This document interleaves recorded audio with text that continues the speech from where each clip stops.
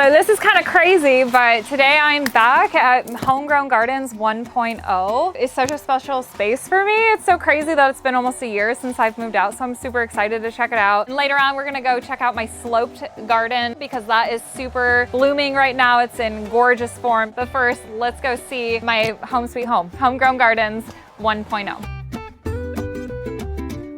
Here it is. Here is my little original Homegrown Gardens sign. Back in the day when I wanted to advertise what was going on here, I put this sign up, and Emily was super cool. When she bought this property, she loved it, and she's like, no, this is Homegrown Gardens. So she left it up, and that just means a whole lot to me. When I built this garden space, it was on a busier lot, and I wanted to, you know, get exposure, but I also wanted to create a little privacy. So if you're ever interested in creating a privacy wall that's beautiful with blooming flowers, I highly recommend Rose of Sharon. When they start blooming in early July, they just keep going and going and going. And you can see this whole entire row just looks like you're in Hawaii. It just creates this beautiful tropical tapestry of flowers that you can kind of create how high you want it to go. So Emily and Kyle, they're allowing them to grow really tall, but you could cut it back too, and it would still bloom just the same. So we got this beautiful space, which is really my origin story. Hey, Emily, here's the new homeowner. So good to see you. Emily's learning as she goes. Oh, Emily's doing a great job. Just a beautiful job here. I always said this was my favorite room in the house. And you get the beautiful view like when you're looking out at the garden. So Emily just held a massive event. So talk to us about what you did here. What was your event? So we hosted my husband's colleagues. It was a really great diverse group. The city dwellers were pretty impressed that we, as recent suburbanites ourselves, are able to kind of have a space like this and maintain a space like this. Yeah. But everyone was had a really fun time with it. So it was super cool. I saw some pictures that through the center aisle, Emily popped up cocktail tables. I had never done that. Yeah. Loved it. I'm gonna take that into my new space, but she had cocktail tables up. This whole thing was full of what? Like little snacks, little goodies? This was our beverage station.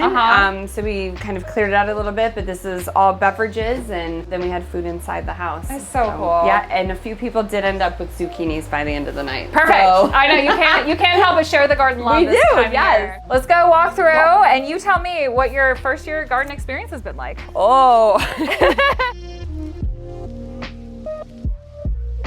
There's so much to talk about the garden, but just tell me what's been the coolest thing for you so far? I think overall that once things got really growing, every day we would come out here and notice something new. Yeah. So we would see that, you know, that the zinnias started popping. Yeah. We noticed tomatoes, and now they're starting to change colors. Every day there's something new. There's a new squash that we're noticing. There's always these little gems when you come out here. The first year of gardening, for anybody who's new, it's a magical experience because literally no day is the same, no week is the same, no month is the same. So July 1 to August 1 is gonna look completely different, and it happens so fast, right? It's like we start with these tiny little plants, these little seeds, and then all of a sudden a month later, it's like, whoa, what happened? And then a month later, whoa, it's even crazier. I'm living vicariously through her from a beginner's mindset, and it's such a cool thing.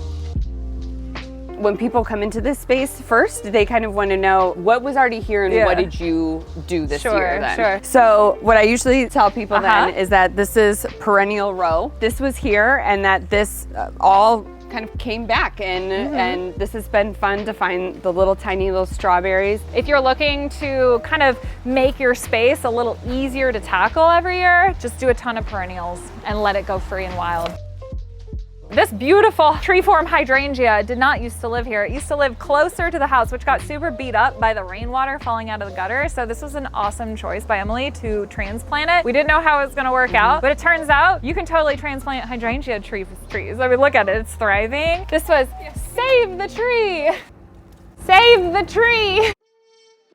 We put in the arch in the middle. That was new to this year. I think next year we'll probably add a couple more. Yeah. I mean, why not? They're pretty magical, and we added some lights, some little lights that come on at night, and it's a really beautiful architectural little spot in the garden. It adds some dimension and some levels, and it's been nice to see the tomatoes kind of travel up. What's hilarious is I had to take this down. Like in my first video I ever did here, I'm like cutting this down. Here we are, we brought another one in. Yeah. If you're ever working with 2 garden boxes, an easy way and a really cool design element is to connect the dots, right? Put an arch up and over. It gives you some interest to walk through. Plants love it, obviously, when you take things vertical. We have tomatoes growing on this trellis this year, which they're looking really, really happy. And then at the end of the season, it'll just look nice and pretty. Okay, so there's a lot going on, but let's check out the mint, this crazy corner I would never wish upon anybody in their life, especially not somebody I really care for, Emily, this new homeowner. I've apologized profusely that I ever put mint in this garden, and she knows. It was not intentional. She inherited a little bit of a situation. So we are back in mint corner, crazy mint corner. And how many times have you dug this out? A number of times. I did a massive dig. Every little piece you have to pull out individually, and it's kind of like bucatini pasta, you know, like that kind of thickness. So I've dug the entire thing out, but then every 2 weeks you still see It's crazy. pop-ups. It's crazy. We actually put blackberries back here. So this eventually will turn into a productive blackberry patch, and I can see them here. So these are future blackberries that will take over. But yes, this mint is just still kicking. What did you plant here? So these are cosmos. Oh, okay, cool. So I didn't have the patience like my husband did with just like laying each individual seed. So I kind of did one of these situations, and this is what we have just as a space filler between these 2 areas. Beautiful. And the alliums behind, that looks so good. When I first moved in here, this was literally a mud pit. This garden didn't exist, the shed didn't exist. This was sunken land with ducks in it. And so the transformation that has evolved from 2016 to now is just incredible. But not only did I put in a garden space, I really wanted to create an outdoor living space. So let me show you the fire pit area, which I think is even equally as magical as this garden space.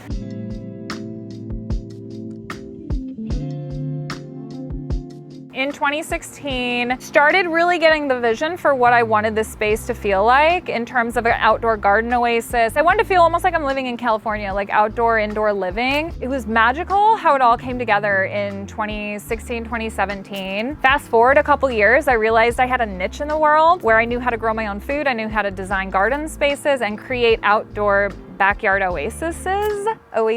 About the time in 2023, it just became very apparent to me that it was time to scale up. Went through some life changes, and I've landed on a new property, which I am in the process of overhauling and designing my new garden space. So Homegrown Gardens 2.0 is coming. Greenhouse is a go. We are building that hopefully this fall yet before the winter. So it will absolutely be a sight to see, but it feels so special to be back in this space. The OG, as I call it, the original garden that really launched a huge shift in what I do in this world and how I contribute and how I just get to share my creative passion with other people and inspire others to garden. It's been wonderful, it's been magical. It feels good to be back, and it really gets me excited to create this on a much grander scale at Homegrown Gardens 2.0. All right, so we're wrapped up here. Since I'm in town in Glen Ellen, we're gonna go check out the final shots of the sloped terrace garden, which is doing so incredible. So let's go bop over there and see how things are looking. So a couple videos ago, you saw this amazing terrace sloped garden that we were building. Well, we're at the end of July and it's completely in full bloom. Things are thriving. So I'm so excited to go back and to see what's going on. So we're coming up on the garden space. Oh, and the lights just popped on. How magical was that? So one massive thing we did here was to integrate in this path throughout the entire garden space. Last time we were here, we were under construction with that phase. We've gotten the blue slate chip in, the flowers are blooming, the garden is thriving. Everything is just looking so, so good. Let me show you all the cool details.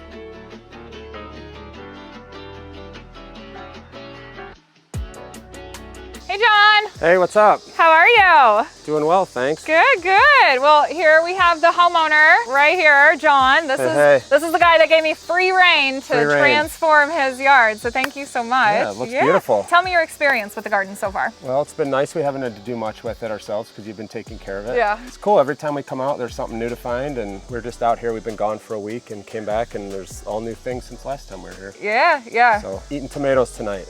Nice. One of my favorite things is the steel. This is so fun to me. It is cool. Yeah, yeah. It is cool. So this will rust. It's starting to kind of rust right now, but it starts out this charcoaly gray and it weathers and then really brings on the character. So this kind of this rusty look will tie in there too. One thing that was super important for us was to not have mulch be washed away down his slopey yard. So we actually ended up with going with blue slate chip mulch, which is a heavier stone that will not budge. One of my favorite additions to any perennial bed is calamitha. It's this beautiful row of angelic white flower. It pulls in the bees, it shows off for a really long time, and the rabbits do not love it, which is always a win in my books because you never know what you're battling in nature. One unique thing about this garden was that there was a special request for lima beans. Their kid actually wants lima beans in the garden, which I think is incredible, but not everything in the garden goes to plan. So the plants are sprouting and they are growing, but we have yet to see lima beans. So we'll see if we get any by the end of the season. So far, we got a pretty cool vine, but no lima beans. Stay tuned, TBD, lima bean mystery.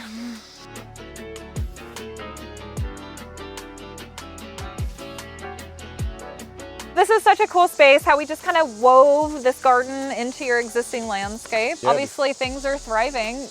Definitely pick that cucumber. That's a good one. We just saw that. Yeah, yeah. There are actually 2 of them. All right, well, cool, John. Thank you so much. I'm glad we ran into each other here and I could chit chat with you about the garden. I'll be back in a week or so and, you know, keep it looking nice and tidy. Yeah, no, appreciate you guys taking care of us. Yeah, of course. It's my pleasure. What's been your favorite thing about having this garden space? Well, one is it looks really cool. 2 is we actually have vegetables this year. In the past we had a garden, but once we planted it, we never really had time to tend to it, and so the animals would get it. So it's nice that it was designed so that we can just come and pick the vegetables when we want them, not have to do much else, and it looks beautiful. So far I like just grabbing the little tomatoes are great. The cucumbers will be good as well, and looking forward to seeing how hot the shishitos turn out to be. Karen, really appreciate you taking care of and building us our sweet garden, and looking forward to see what pops up next.